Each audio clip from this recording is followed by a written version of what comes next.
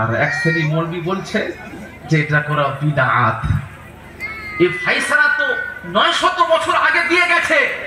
আর আল-হাবিলিল ফাতাওয়া 2 খণ্ডে কিতাব কেবলমাত্র মিলাদুন নবীর উপরে ওই সময় যত প্রশ্ন এসেছে আল্লামা জালালউদ্দিন আসিয়াতি হুজুর উত্তর দিয়ে গেছে। সেই 900 আজ থেকে 900 বছর পরে যদি কেউ বলে যে মিলাদুন নবী চলবে না, এটা বড় হাস্যকর বিষয়। এটা বড় কি হাস্যকর বিষয়। আকাবিরে উলামায়ে দেওবন্দ কোনোদিনই কথা বলেন না। আকাবিরে উলামায়ে দেওবন্দ তারা মিলাদুন নবীকে সাপোর্ট করেছেন। তারা বলেছেন অতি উত্তম কাজ, সব রেফারেন্স আছে। তারা কিয়ামটাকেও পড়েছেন।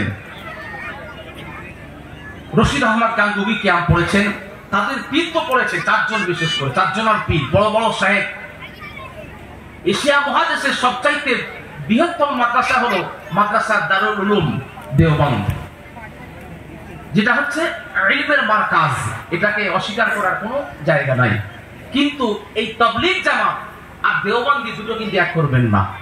এটা আমাদের ভুল হচ্ছে ব্যাখ্যা। তাবলীগ জামাতটা আলাদা আর দেওবন্দিটা আলাদা। দেওবন্দিদের সঙ্গে মুজাদ্দিদ জামান বলে গেছেন আমাদের জুজি মাসলা সামান্য কি মাসলার পার্থক্য আছে। তারা আখেরি জোর করে না, আমরা পড়ি। তারা কেউ কেউ কিয়াম করে না, আমরা পড়ি। তাদের পীর করেছেন হাজী ইমদাদুল্লাহ মুহাজির মাক্কি, তিনি কিয়াম করেছেন। তিনি কি বলছেন, প্রতি বছর হার সাল প্রতি বছর আমার বাড়িতে আমি মিলাদুন নবী করি এবং मैं खड़ा होकर सलातुस सलाम पढ़ता हूँ, मैं उसमें लुत्फ और लज्जत पाता हूँ। जोरे बोलুন না সুবহানাল্লাহ। তাহলে অসুবিধা কোথায়? আল্লাহর ওলিদের চোখ আরে তো পিছনে কিছু হচ্ছে দেখতে পাচ্ছে না। বাবা জি, আমার আব্বা জানেরা, আমার নবীকে মহব্বত করুন। নবীর মহব্বতটা হলো ঈমান। নবীকে যদি না ভালোবাসতে পারেন কিছুই হবে না।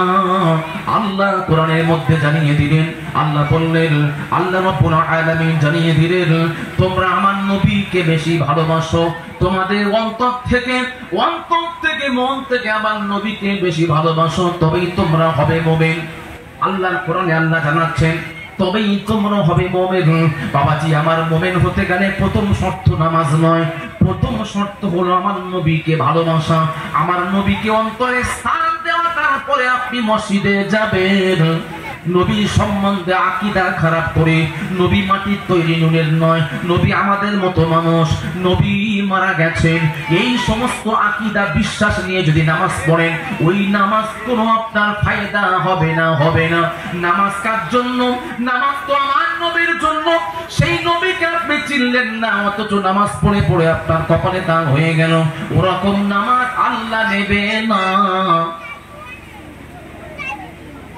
ওরকম নামাজ আল্লাহ নেবে না। নামাজ পড়েও কাফের হয়েছে, নামাজ পড়ে মুনাফিক হয়েছে। কি হয়নি? নামাজ পড়ে কাফের হয়েছে কে? নাম বলুন, একজন নাম বলুন। নামাজ পড়ে কাফের হয়েছে কে? গোলাম মির্জা গোলাম আহমদ কাদিয়ানী। সে নামাজ পড়েছিল, দাড়ি ছিল, পাগড়ি ছিল, দাবি করেছে আমি শেষ নবী। কি দাবি করেনি? সে কাফের হয়ে গেছে। নামাজ পড়ে মুনাফিক হয়েছিল কে?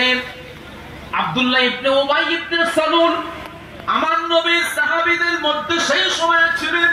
সে মুনাফিক হয়ে মৃত্যুবরণ করলো। আবার নামাজ পড়ে আল্লাহর ওলি হয়। এই জন্য তাহলে 3 রকম নামাজই পাওয়া গেল। তাহলে নামাজ পড়লেই হবে না, নবীর মহব্বতটা আগে অন্তরে জায়গা দিন। আল্লাহ তো বলে দিয়েছেন নবীকে ভালোবাসুন। ও আমার আব্বা জানেরা, আমি আপনাদের কাছে জানতে চাই, সর্বপ্রথম মুসলমান কোন ব্যক্তি? সর্বপ্রথম মুসলমান কোন ব্যক্তি?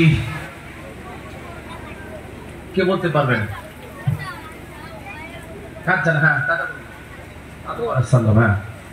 আচ্ছা, এদিক থেকে বলেন ভাই, সর্বপ্রথমে মুসলমান, আমার কিন্তু প্রশ্ন বুঝবেন, সর্বপ্রথম মুসলমান কোন ব্যক্তি?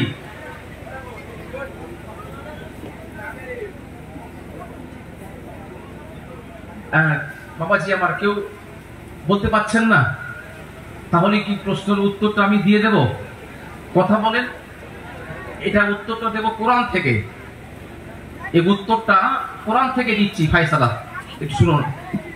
বাবাজি আমার, আল্লাহ রাব্বুল আলামিন যখন ইরাদা করলেন আমি পৃথিবী দুনিয়া সৃষ্টি করব, দুনিয়া সৃষ্টি করব, আল্লাহ একা আছে।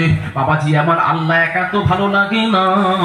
আল্লাহ যখন একা আছে, আল্লাহ বললেন আমি স্রষ্টা, কিন্তু আমার সৃষ্টি না থাকলে আমার স্রষ্টার কোনো অস্তিত্ব থাকবে না, আমার কোনো দাম থাকবে না। বাবাজি আমার, আপনারা ব্যাখ্যা ভুল নেবেন না। আমি এক জায়গায় বলেছিলাম যে আল্লাহ স্রষ্টা, আল্লাহ স্রষ্টা, সৃষ্টি না থাকলে আল্লাহর দাম থাকবে না। বলছে হুজুর আবার এটা কেমন কথা? আমি বললাম না, ঠিক বলেছি। আল্লাহর দাম কেমন করে থাকবে? আল্লাহ তো স্রষ্টা, সৃষ্টি না থাকলে আল্লাহকে কে চিনবে?